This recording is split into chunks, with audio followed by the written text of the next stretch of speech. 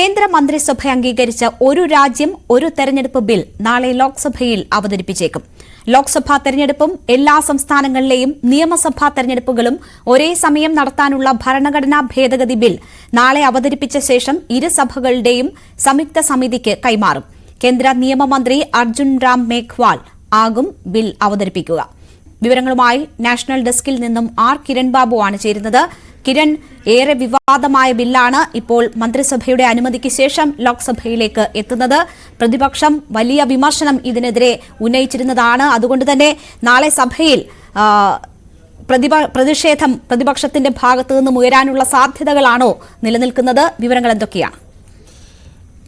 രേണുക, കഴിഞ്ഞ ദിവസമാണ് കേന്ദ്ര മന്ത്രിസഭ ഈ ബില്ലിന് അംഗീകാരം നൽകിയത്.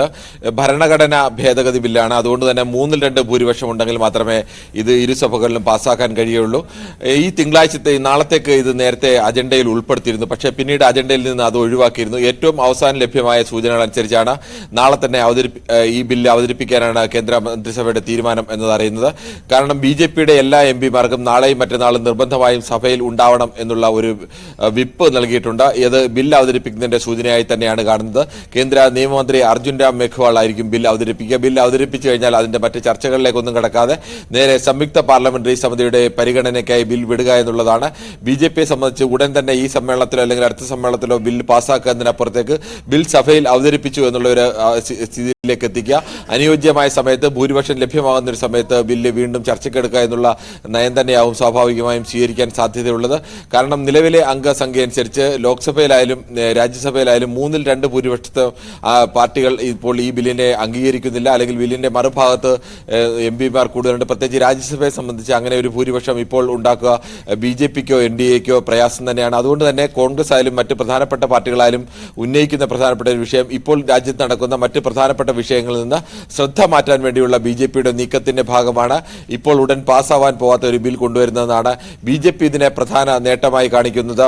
നേരത്തെ മുൻ രാഷ്ട്രപതി രാംനാഥ് കോവിന്ദിന്റെ അധ്യക്ഷതയിൽ ഒരു സമിതിയെ നിയോഗിച്ചിരുന്നു. സമിതി അതിവിശാലമായ തെളിവെടുപ്പ് നടത്തുകയും ഒരു വലിയ റിപ്പോർട്ട് സമർപ്പിക്കുകയും ചെയ്തിരുന്നു. ആ റിപ്പോർട്ടിന്റെ അടിസ്ഥാനത്തിലാണ് ബിൽ തയ്യാറാക്കിയിരിക്കുന്നത്. ഇപ്പോഴും ബില്ലിനെ സംബന്ധിച്ച ചില അവ്യക്തതകളൊക്കെ ഉണ്ട്. ആ അവ്യക്തതകളൊന്നും പുറത്തു വന്നിട്ടില്ല. ബിൽ പാർലമെന്റിൽ അവതരിപ്പിച്ച ശേഷം മാത്രമാവും എങ്ങനെയാണ് 5 വർഷത്തിനിടയ്ക്ക് ചില നിയമസഭകൾ വീണുപോയാൽ അതിന് പകരം എന്ത് ചെയ്യും, അതിന്റെ വ്യവസ്ഥകൾ എന്തെല്ലാമാണ് എന്നതൊക്കെ പുറത്തു വരിക. ഇതിനു മുമ്പ് ഇങ്ങനെ ഒരു ബില്ല് രാജ്യത്തിന്റെ ആകെയുള്ള രീതിയെ തന്നെ, ഭരണ സംവിധാനത്തെ തന്നെ, ഫെഡറൽ സംവിധാനത്തെ തന്നെ അട്ടിമറിക്കുന്നതാണ് എന്നുള്ള ആരോപണമാണ് പ്രധാനമായും പ്രതിപക്ഷ പാർട്ടികൾ ഉയർത്തുന്നത്. ഇത് BJPയുടെ രാഷ്ട്രീയ അജണ്ട ലക്ഷ്യം വെച്ചുള്ളതാണ് എന്നും പ്രധാനമായും പറയുന്നു. ആ ബില്ലിന്റെ വിശദാംശങ്ങൾ പുറത്തുവിടാൻ തയ്യാറാവാത്തതും അതുകൊണ്ടാണ് എന്നുള്ള ആരോപണമാണ് പ്രധാനമായും പ്രതിപക്ഷ പാർട്ടികൾ ഉയർത്തുന്നത്.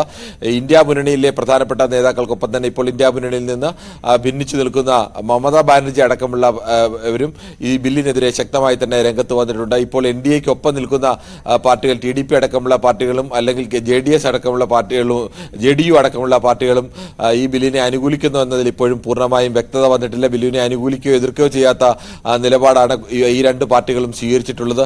എന്തായാലും ബിൽ നാളെ തന്നെ സഭയിൽ കൊണ്ടുവരും. ചർച്ചയിലേക്കോ മറ്റു കാര്യങ്ങളിലേക്കോ കടക്കാതെ ബിൽ അവതരിപ്പിക്കുന്ന നിയമമന്ത്രി തന്നെ ഇത് സംയുക്ത പാർലമെന്ററി സമിതിയിലേക്ക് വിടുന്നു എന്നുള്ള ഒരു അഭ്യർത്ഥന കൂടി സ്പീക്കർക്ക് മുന്നിൽ വെക്കും എന്നുള്ള സൂചനകളാണ് നിലവിൽ പുറത്തു വരുന്നത്. ശരി, ആർ കിരൺ ബാബു ആണ് വിവരങ്ങൾ നൽകിയത്.